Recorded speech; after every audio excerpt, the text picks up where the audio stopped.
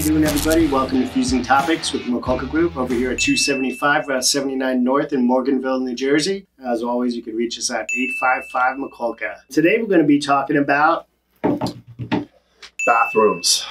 All right. Yeah, we're going to talk about bathrooms. When people are doing kitchen and bathroom renovations, I always bring this up because, you know, a kitchen, when we do a kitchen renovation, we have to gut the kitchen a lot of times. So you're without a kitchen. Like, you have no functioning kitchen in your house unless you have a mother-daughter or you do a temporary setup for a kitchen. You basically don't have one. How long do you think the average person can go without a kitchen before they really start to freak out? 4 weeks? That is correct. All right. I gave him that answer earlier.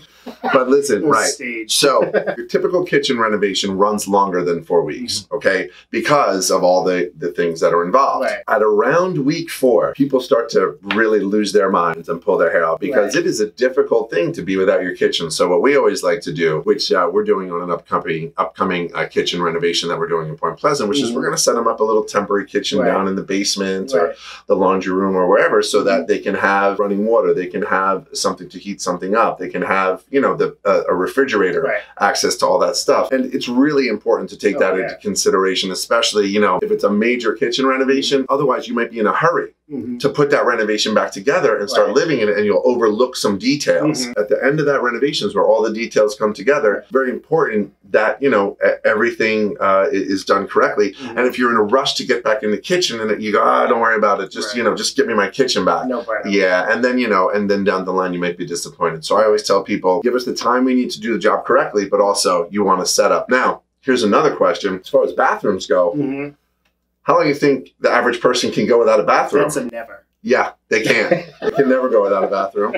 So one of the things that you want to keep in mind when you're considering a bathroom renovation is how many bathrooms do you have in your house and how many people do you have living there? Now, one of the things that we want to take into consideration when we're talking about a bathroom renovation as well is, are the fixtures going to stay in the same place? And when I say fixture, I mean sink, toilet, shower. Are they staying where they are and we're just going to spruce it up? Or are we rearranging the plumbing fixtures in the bathroom? That is a huge consideration of cost in the renovation. And also another thing that you need to keep in mind, what kind of house do you have? Does it have a basement? Does it have a slab? All these things make that renovation either easier or more complicated. Naturally, if there's a full open basement underneath your bathroom, then it's going to be easier if you want to move those fixtures around. If you're on a slab, it is obviously going to be difficult and therefore more expensive. When you talk about a bathroom renovation, that's one of the main keys. Is it a simple spruce it up?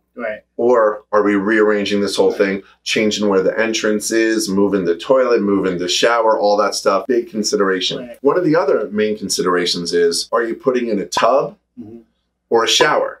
If you're putting in a tub, what kind of tub is it? Is it just a regular tub that sits, you know, in kind of the space of the wall? Is it a clawfoot tub?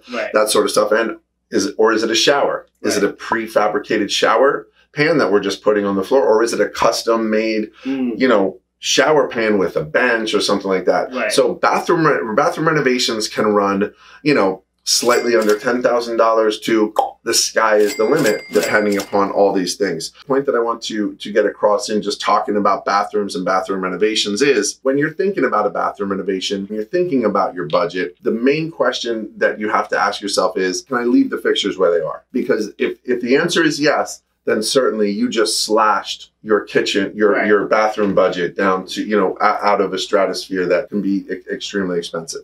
So that being said, if you're interested in a bathroom renovation, a kitchen renovation, any type of interior renovation, exterior, an addition, new house, call us here at Mikulka Contracting at 855 Mikulka. That leads us into Johnny's movies and music segment. And at my request, we are going to review the new series, Dexter, New Blood. New Blood. Right. So here's what I want to say about Dexter, New Blood.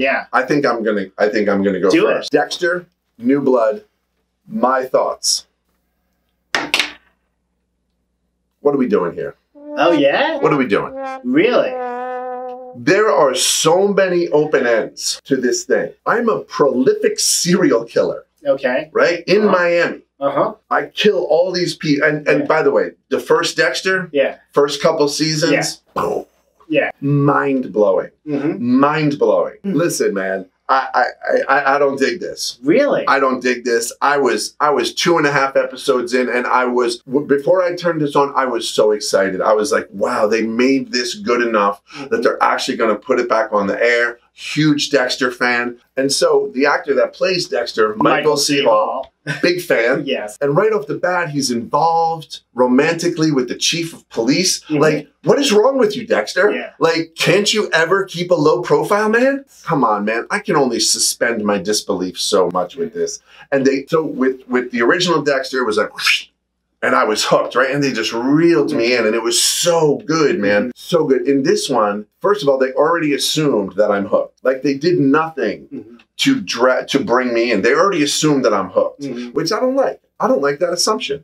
I think it's arrogant. Okay. Yeah, I don't like it. I think that the assumption should be, hey, we need to draw you in. Right. Because there's a whole new scene going on. Right. They also assumed that I would suspend the level of disbelief that I did back in season 5 or 6 of Dexter when they were doing ridiculous things, and I was letting them get away with it because I was so invested at that point. So that's my take. Yeah. What do you think? Yeah, I disagree. Agree to disagree. You know, I like them bringing Harrison into the scene, and what's up with Harrison? You know what I mean? He's a twisted little dude. And I'm excited to see how his little psychoness develops. You know, right off the bat, I knew who the serial killer was, the other one in town. You know what I mean? Right off the bat, which is, I love that. That's exciting. It's going to frame. Hold on one second. Yeah. So you knew right off the bat? Yeah, right off the bat. Right. See, I don't like that. I love to watch a show, and at some point I go, oh my God, I never expected that. Well, right. I never saw that coming. Have you stopped watching? Oh yeah, I'm not interested anymore. You're done? Yeah, I'm done. I'm not interested anymore. How many episodes? I think I did 2.5. I'm done. Dexter, Pete gives it a... Listen, it's Dexter, so it can't be below a 5. Right. But I'm going to go with like a 5.5. Yeah, at best, that's my rating. Johnny? 7.5. 7.5. Not maybe quite. Maybe an 8. Wow, maybe an 8. Yeah, well, what would you give the original Dexter? First 3 seasons of the original Dexter. 9.75. Absolutely. I'm with you on that. Well, listen, guys, if you are ever in the neighborhood of Morganville, New Jersey, stop by 275 Route 79 North in Morganville. Stop in and talk to us about music, movies, additions, bathrooms, kitchen, electrical work, generators, what's ever on your mind. Everybody be safe. Happy holidays. Until we see you next time.